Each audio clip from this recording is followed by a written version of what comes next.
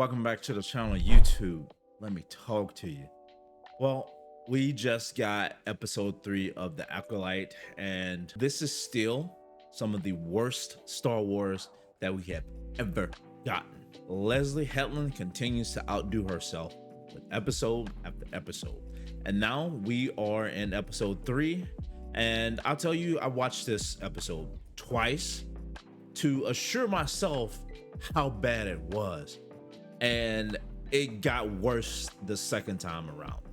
These are 45 minutes of my life that I can't get back. There's so many things that this show did in this particular episode that changed the face of what old fans of Star Wars have known for the last 50 years. The ability to destroy a planet is insignificant next to the power of the Force. The Force. The Force is no longer the Force as it once was, when it was explained through multitude of Star Wars films over the past years. Now it's a thread that we can do and change with what we want with it at will, i.e. forced pregnancy. And so that's the thing. I guess you can choose how you want to force impregnate someone and mold that to your will, but you can't make them identical. But whatever, I guess there's still room for error. This is the first time this has happened, so it's an experiment. So there's trial and error in every scientific experiment. So this is one of those things. Star Wars has literally been the main form of entertainment for so many people for so many years as we grow up from children to adults. And now everything that we've known about one of the main things, if not the main thing in Star Wars, was the Force. The Force was just here. It was everywhere. It was around us.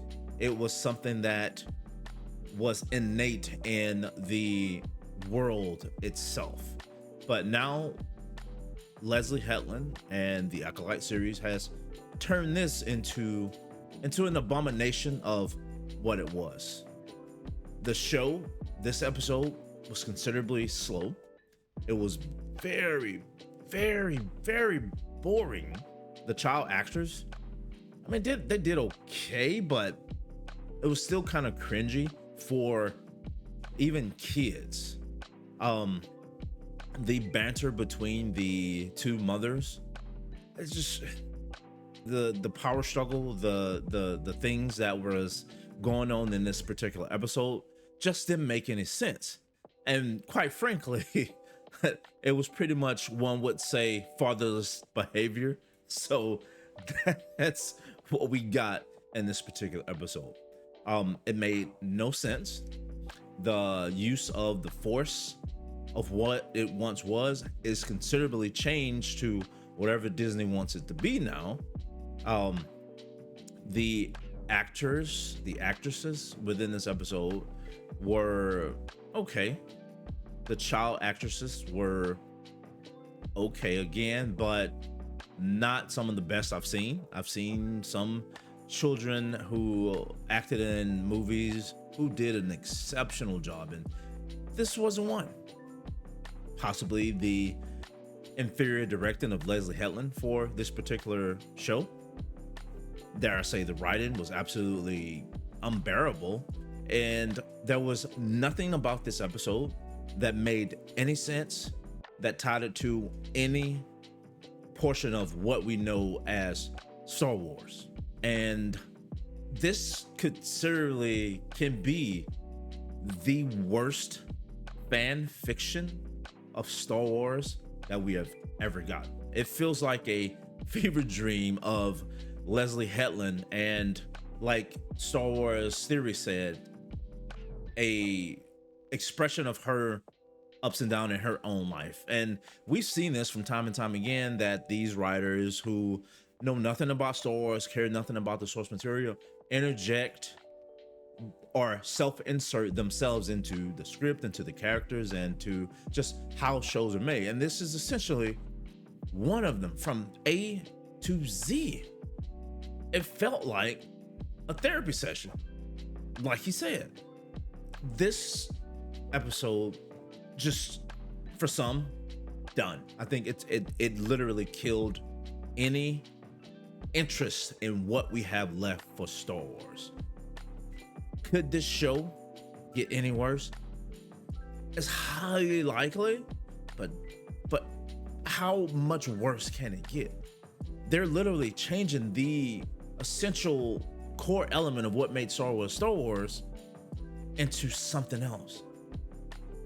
It pissed so many fans off, and it is relayed into the ratings for this particular episode or this show in general. Let's look at Rotten Tomatoes and gauge what that particular episode rating looks like. Well, as we see, it's a big whopping 21%. 85% critic score, 21% audience score. And to me, the audience score is what really matters. The critics have been shilling for things for so damn long that you can't trust their opinion anymore. So realistically speaking, this show is arguably the worst TV show from Star Wars that we have ever gotten. Worse than, my opinion, the Ahsoka series. Worse than Obi-Wan. And I didn't care for either of them two.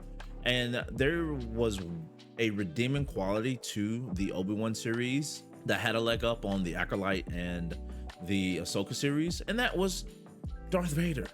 Darth Vader is what held the Obi-Wan Kenobi series together.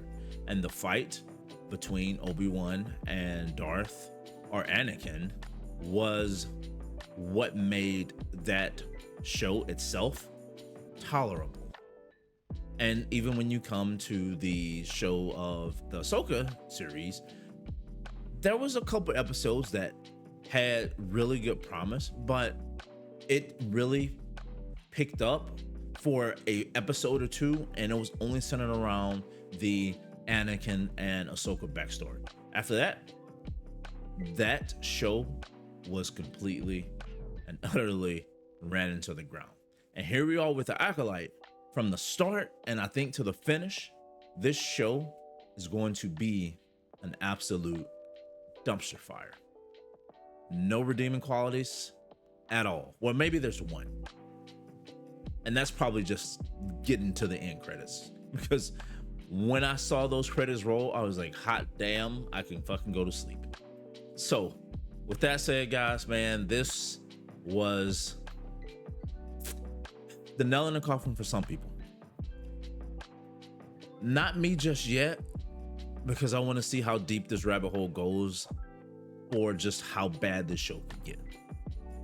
Until next time, guys, my name's Lincoln. This has been an RPG show. Let me know what you thought about this episode down in the comment section below. Like, comment, sub, and I'm out. Peace.